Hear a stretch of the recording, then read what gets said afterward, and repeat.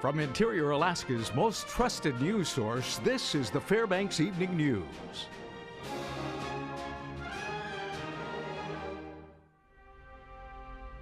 Good evening. Thank you for joining us. Our top story, a State Department of Law official told concerned lawmakers that regulating marijuana should not result in federal prosecution. Senator Anna McEngman said during this morning's Senate Finance Committee hearing that she had heard from members of the public who thought that legislators were violating federal law if they implemented the ballot initiative legalizing marijuana.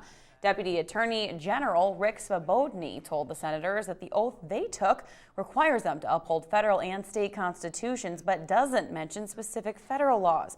Senator Pete Kelly of Fairbanks says he came under fire for comments made earlier in the week that marijuana remains illegal federally despite potential committee action. He defended those comments today. I don't know if the people watching that sent me the emails are watching today, but the Deputy Attorney General for the state of Alaska has just said nothing this committee does will change the fact that use and possession of marijuana is against federal law. One answer, one word. Is that correct? Yes. Thank you. The chance for businesses to bid on a project aimed at easing energy costs for rural communities in the interior is coming to a close in less than a week. The Fairbanks Economic Development Corporation is the organization accepting proposals and managing the project. But the initiative is funded by the Alaska Energy Authority. The FEDC seeks plans for low-emission wood-fired systems to take the place of fossil-fueled powered heaters. The deadline to submit a bid is March 11th. FEDC President Jim Dotson says his organization's role is to determine if proposals are worthwhile from a financial perspective. So we know, at the end of the day, what's a good proposal look like, what's a bad one look like, and and how we can help them get good proposals in and make sure that the state, when they spend money to do these projects, they're getting a good return on their dollar. The 11th Annual Alaska Sustainable Agricultural Conference continued today at the Westmark Fairbanks Hotel. The event is hosted by the University of Alaska Fairbanks Cooperative Extension Service. There were over 40 presentations on sustainable farming practices, covering everything from crops and farm structures to livestock, pesticide safety, and soils. The conference is held in Fairbanks each year and provides growers, researchers, and extension agents a chance to compare notes on ways to improve agricultural methods. Sustainable agriculture is I'm creating a farm that I want to pass on to my kids and to their grandkids. I want it to make money. I want it to be good socially for the people I sell my food to and the people that work on my farm, and I want it to be good for the land so that I'm actually improving the quality of the land as I'm farming it. Nearly 11 years after being exhumed, a set of remains will be returned to their original burial spot in a local cemetery. In 2004, a team of anthropologists exhumed the remains from the Clay Street Cemetery, thinking they belonged to Native Alaskan Chief Nikita, who was shot and killed over 100 years ago. Chief Nikita's remains were set to be returned to his village by request of descendants, but caretaker Frank Turney said DNA testing has since revealed the remains are not the chief's. After the remains were sent to the University of Alaska Fairbanks, Turney said he was contacted by the Ketzler family who funded the DNA testing. They confirmed they didn't know the identity of the body that was exhumed. Turney said he plans to reclaim the remains of the unknown person and return them this summer to the place where they were originally laid. In November 15th, 1910, Chief Nikita was shot to death by a German, and the German was acquitted for first-degree murder. It's a story, and his body was transferred to the old Clay Street Cemetery right where here I'm standing, supposedly. For years, Mrs. Ketzler finally called me and said, because I was waiting to go to Indiana for a memorial service for the chief, and she says, Mr. Turney, we didn't match the DNA. We really feel, and I confirmed it with it 3 different times, that those remains should be put back where they were taken out as I'm standing right here today. All right, when we come back, the Festival of Native Arts kicked off yesterday, starting a week-long look at Native culture. Also, it's a Thursday night, which means it's time for another installment of Fairbanks Flavor, tonight featuring spinach, tomatoes, and pasta. Those stories and more when we return. Stay with us.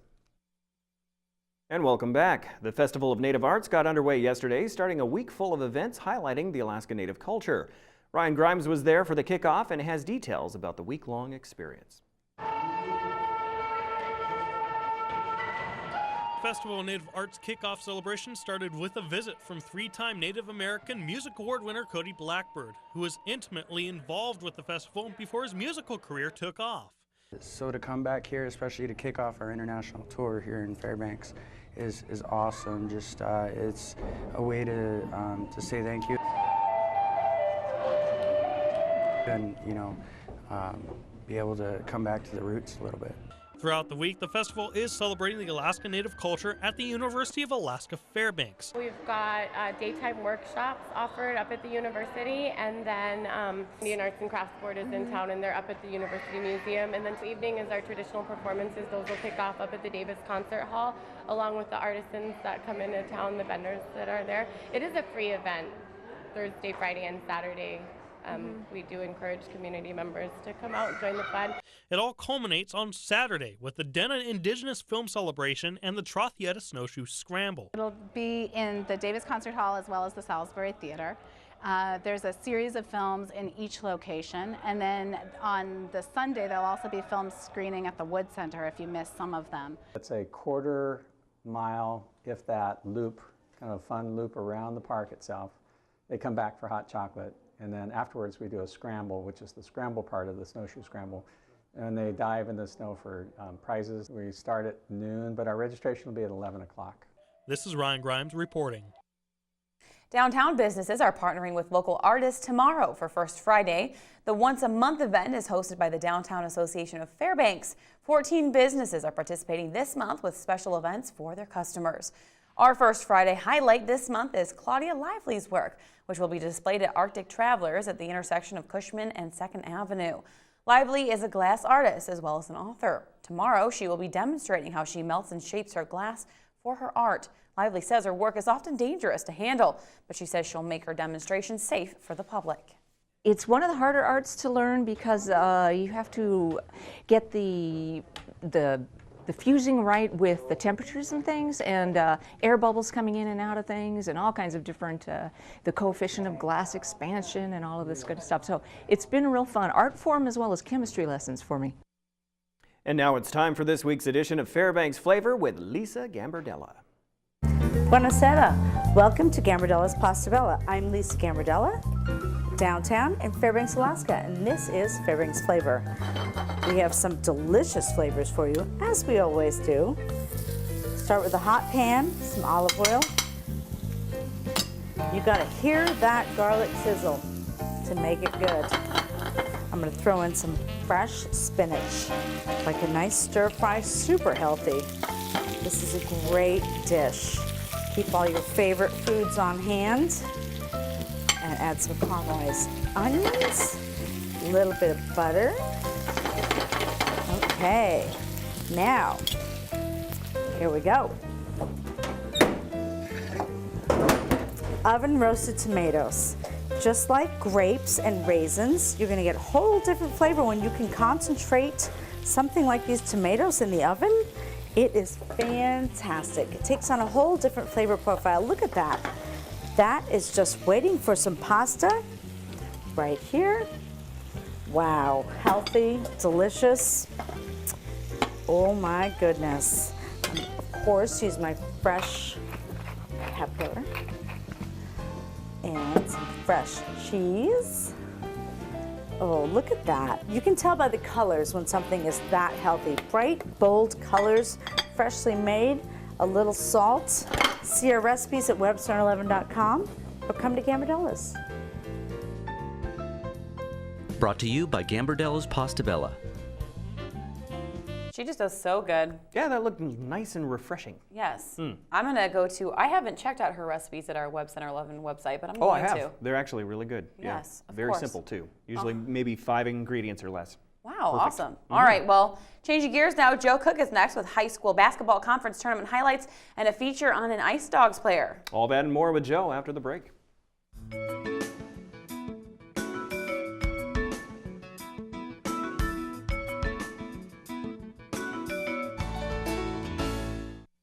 Hello, Interior Alaska. Joe Cook here, bringing you some local sports for you this Thursday evening. We start with the Aurora Conference Basketball Tournament. The first round was this morning at Ben Allison High School, and the Allison girls opened the tourney against the Monroe Rams. Monroe, they were executing on the defensive end. They led 17-8 at the end of the first quarter.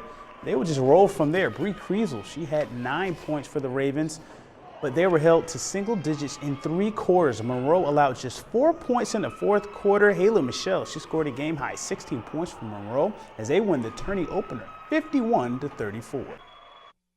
Our shots were falling good tonight. We've been working on new offenses and breaking the press, so that really helped us out.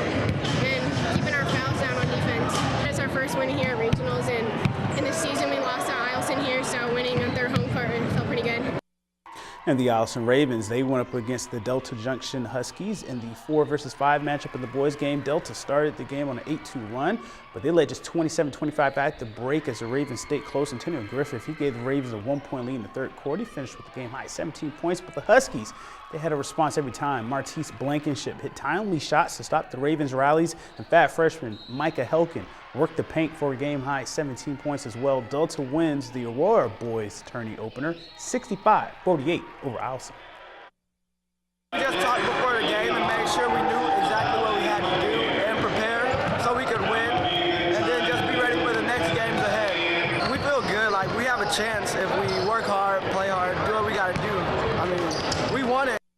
And the Aurora tournament isn't the only hoops tournament in town. Friday and Saturday at the MAC tournament. It starts at West Valley High School. The West Valley girls and Lathrop boys enter as the top seeds in the tournament. The 1A Golden Heart Conference tournament is at the Patty Center this weekend too. Fort Yukon boys are the #1 seed. Both the Minto boys and girls are 2 seeds. Tournament play started late this afternoon. The F.E. Cochran boys are in Susitna Valley High School for the Central Interior Conference tournament today. The F.E. boys and Indiana girls are the 2 seeds in that tournament. Next Friday, the Alaska Natick Rifle Team will have its first ever Fan Fest. Alaska is hosting this year's NCAA Rifle Championships. They will kick off the event with the Fan Fest, which will run during the opening day of championships. It's from noon to 8 on Friday the 13th in the Patty Center. But don't be spooked. Olympic gold medalist and former Natick shooter Jamie Corkish, formerly Byerly Gray, will be signing autographs. You can get a photo op with her and her 2012 Olympic gold medal. After athletes are done shooting, you can meet them and learn how to shoot the rifles they use and a lot more. Access to the Fan Fest is included with a ticket to the Rifle Championships. Visit Webster11.com or AlaskaNats.com for a link to purchase a ticket to the championships. And today we highlight one ice dog player who is really coming to his own as a veteran player for the Fairbanks Junior Hockey Club. Here's more on Johnny Mueller. Yeah, he's a real kind of steady Eddie defenseman. He's very versatile. He plays forward and D, so he doesn't look very big, but he's probably one of the strongest guys in the league. Johnny Mueller is in his 3rd season as an Ice Dog player, and he's having his best year as an Ice Dog. Right now, the St. Louis native has 26 points and is plus 23 in the plus-minus as a defenseman. He had 18 total points in his first 2 seasons as an Ice Dog. Mueller has 21 assists and is 5 helpers away from tying his career high. He's played both defense and forward this season. He's coming off a 2-goal, 2-assist, 4-point weekend against the Johnstown Tomahawks as well. I'm a player that really likes to just play with my feet. You know, I let my feet do most of the work and make my way up and down the ice. I try to keep it simple with the puck and let my feet do the work for me. Mueller had stints in St. Louis, Janesville, and Springfield before coming to Fairbanks. He's developed into a leader for a team hoping to win back-to-back Robertson Cups. It's kind of just showing them every day. It's how hard you work and kind of letting your work ethic do the talking, not so much of telling them what they need to do, pick up pucks, stuff like that. That's not what he's looking for. Here's what you may not know about Mueller. I love ice cream. I eat ice cream almost every day, so that's don't tell Prof. I love ice cream. What kind of ice cream? Chocolate. Anything chocolate. I love chocolate. He has a switch. He knows when to flip it on and flip it off. And I mean, right now he's probably going to come to the locker room. He's going to start dancing and singing. But when it comes game day, he's going to flip that switch on. He's going to be all business. He loves lifting weights. He's fast, and he's just a pleasure to have on the team. And the Ice Dogs, they start their 6-game road trip this weekend against the Minot Monotoros in North Dakota. And that'll do it for sports tonight. Mike Schultz is next with your full weather forecast, and we'll catch you next time. Hey everyone, welcome back into our Thursday night newscast. Mike Schultz with you once again talking about weather. Kind of a cloudy, gray, ugly day across the interior. Light snow falling. We're expecting the snow to continue tonight. And then the big stuff moves in for this weekend. We'll tell you more about that in just a little bit. And it could be pretty interesting. Our photograph for tonight, another gorgeous aurora shot. This one sent in by William Blizzard. I still say he should have been a weatherman as his job, Bill Blizzard. Wouldn't that be nice? Anyway, again, a February aurora taken. And again, photos at ktvf11.com. That's the address if you want to send me a photo, and we'll share it with the rest of the audience. Again, gorgeous colors there. Beautiful green. Thanks, Bill, William. We appreciate that. Here's your numbers right now. The high today, 32. The low last night, 25. Not a whole real contrast there. Record high, 44. That was set in 1984. 45 below in 1956. Our sunrise and sunset, 10 hours and 34 minutes of daylight. A gain of 7 minutes from yesterday. And our satellite and radar shows one little bit of a frontal system moving through the Fairbanks area right now. Its skies clear out, but you can already see the outer edges of the big monster that's expected to bring with it a lot of wild weather across much of the state starting tomorrow night. We'll talk more about that later. As far as what's going on across the rest of the state, you can see a little shower activity around the Prince William Sound area. On the big map, temperatures cooling down a little bit. Ketchikan, 40 degrees, raining there all day long. Also in Juneau, it's raining. Around the Anchorage Bowl, off and on snow shower activity there. Kodiak, 43, and sunny skies along the Aleutian Chain, 37 degrees at Cold Bay, cloudy. Up and down the west coast, there are some areas of reported snow, but nothing really heavy yet. Barrow, 6 degrees below zero. Cloudy skies there, also cloudy at Fort Yukon, and 21. Lower 48 weather tonight looks like this. And again, we're going to be talking about nice weather up and down the west coast. Temperatures near 70 all over the area, except a little cooler around Seattle. And then it starts cooling down a little bit in Denver, 38 degrees. Not too bad. But the cold temperatures are still stuck around Minneapolis, Chicago, St. Louis, all looking at temperatures in the teens and low 20s. Also in New York area, 27 degrees, and lots of snow there. Look at the pink indicating where all the snow is at, but it's moving rapidly off to the east, out the Atlantic Ocean. And just behind it, we have a little bit of wisps of clouds here and there. Not too much going on the west coast. Things are pretty good there. High pressure dominating the scene. And the overall jet stream, once again, way up to the north, allowing a lot of warm air to come up from the south, finally thawing folks out. Even over the northeast, they're going to be looking at not quite as cold temperatures. Well, back to Alaska for tomorrow. Here's what it looks like in our neck of the woods. Snow showers for Barrow.